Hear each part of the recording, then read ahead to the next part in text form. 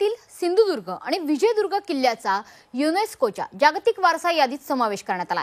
त्यामुळे सिंधुदुर्ग जिल्ह्यातील शिवप्रेमींनी ढोल ताशे वाजवत मिठाई वाटत आनंदोत्सव साजरा केला। आता या किल्ल्याचं संवर्धन होईल असा विश्वास स्थानिकांनी व्यक्त केलाय। या शिवप्रेमींशी बातचीत केली आमचे प्रतिनिधी उमेश परब यांनी।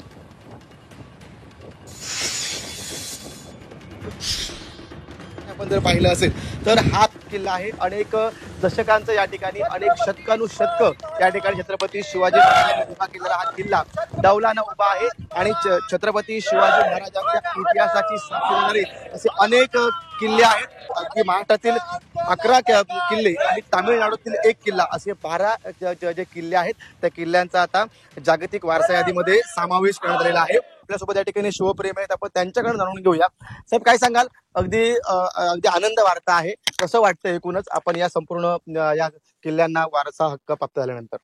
खूप छान वाटतंय। जागतिक वारसा यादीत आपली विजयदुर्ग किल्ला समाविष्ट झाल्यामुळे खूप आनंद होतोय। कसं व्यक्त व्हायचं ते कळत नाहीये, असा मोठा आनंद आम्हाला सगळ्यांना झालेला आहे आणि आम्ही विजयदुर्गवासी ह्या सगळ्या आनंदात सामावून गेलेलो आहोत।